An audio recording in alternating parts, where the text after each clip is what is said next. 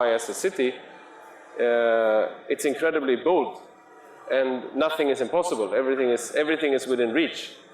And Dubai, particularly as a gateway to the rest of the region. When you start something, you need access. You need access to markets. From Dubai, you can access all the markets across the region. You need access to talent. Dubai has built itself a very strong brand to getting talent. And you need access to capital to fund your venture. And you can get it all here. So yes. I agree. Now, as we wrap up, Magnus, tell us, what advice would you give to tonight's audience, aspiring entrepreneurs? So, we've heard work hard. I echo some of the advice that was given in the videos. It really starts with you having a passion for something. Yes. You're gonna live with this venture day and night, 24/7. Yes. And you have to feel super passionate about it.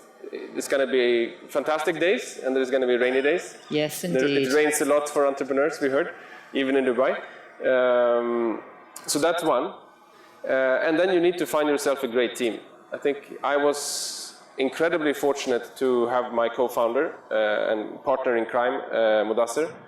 And I advise all startups that find at least one or two co-founders. It makes the journey so much stronger. Yeah. Now, when through your life you have gone into your business ventures, has there ever been a time where you felt you hadn't received your just deserve? You'd looked after team, you'd pursued something that was passion-driven, and it just hasn't fused?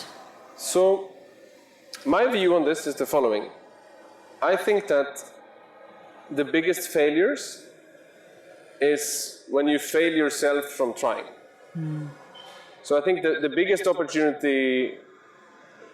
failures are the opportunities that we lost. Yeah. Either because we were scared of failure, yes, like was discussed earlier, or because we were scared of success. Both of which are quite strong emotions, aren't they? Yeah. But I think personally, I started a social networking site called Mujabi right around the time that Facebook started. And we were growing in Sweden, and it was looking pretty good. And then Facebook opened globally, because in the beginning they were only open in the US. And from the moment they opened up globally, we were dead in 2 weeks. My goodness. Okay, so how did you recover from that? What were the steps that you put in place to get back on that horse? So that was the thing. I wasn't fully committed at the time. I still had another job on the side.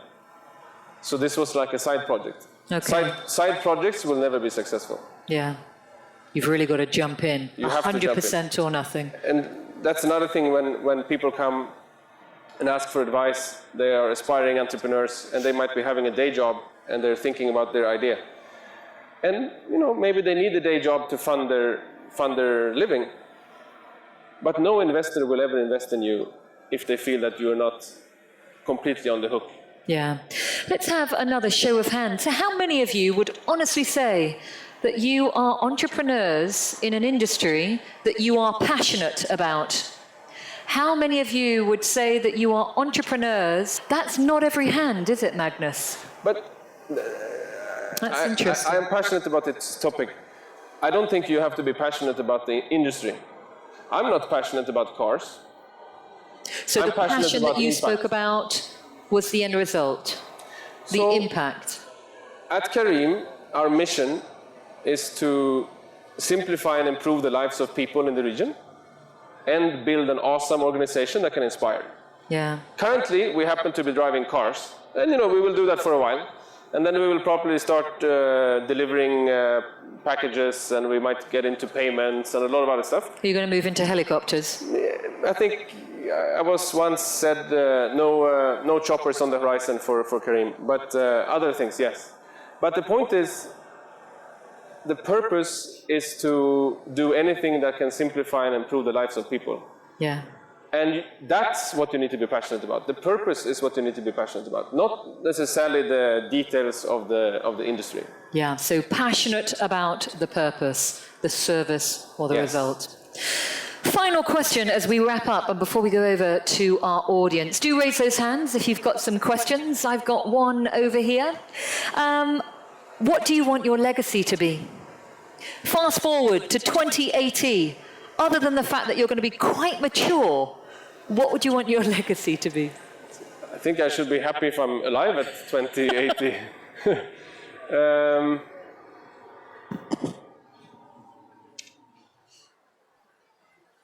I would want my legacy to be that I lived my purpose, and that I dared to follow the dreams that I had, and do the best with the gifts that I've been given, and not hedge my way through life and play it safe.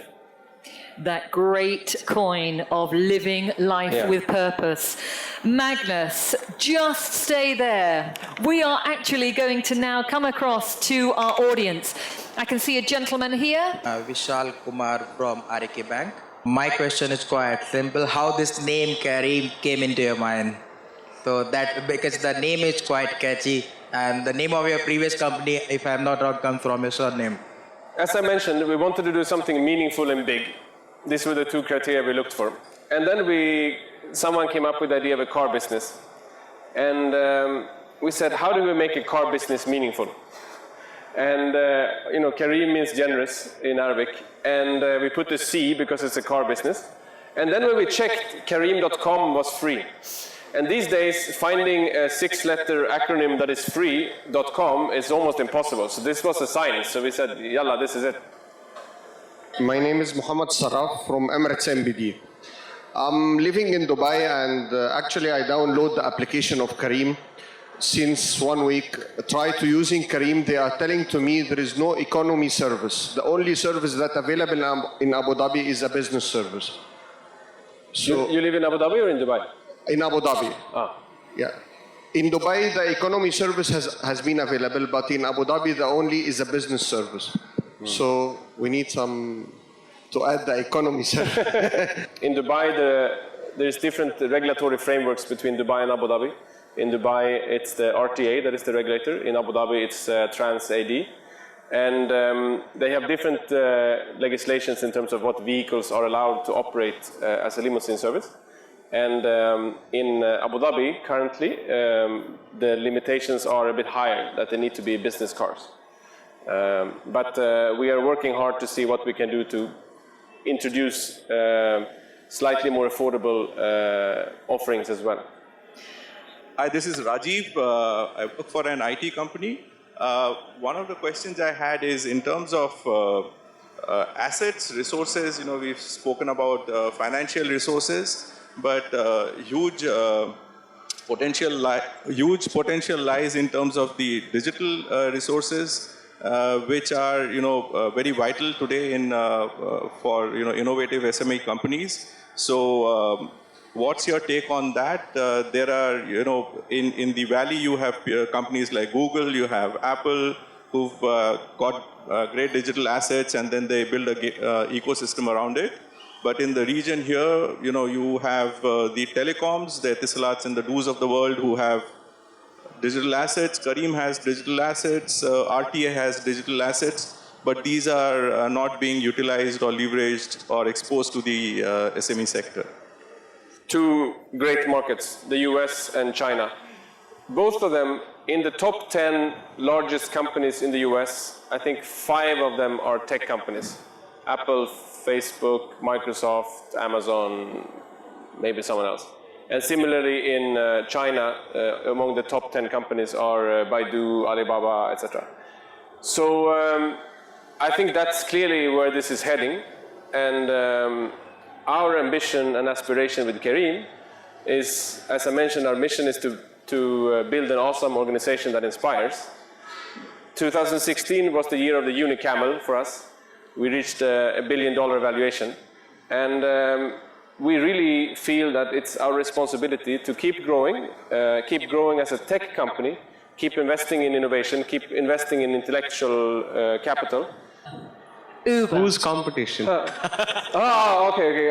Clearly not competition. The way we think about competition, first of all, it's interesting. Our biggest competitor is you driving by yourself. Yeah. In the region, there is every day, there's about 100 million rides happening every day in the region, in a car. And we are doing less than 0.5% of that. So, the market is so big. We've been growing 10x per year for the last 3 years, 1,000x over 3 years. So there's, that's the perspective we have. But yes, there is also more direct competition. And the way we view it and the way we view that we will win is that we are building the product here in the region, for the region, catering to the challenges of the region. And just a few examples very briefly. If you operate in the region, we don't typically have street addresses, for example. So if you want to have a reliable service, you have to build your own mapping service based on landmarks. So we did that. If you want to operate in Egypt, where credit card penetration is 2%, you probably need to figure out how to accept cash as a payment option.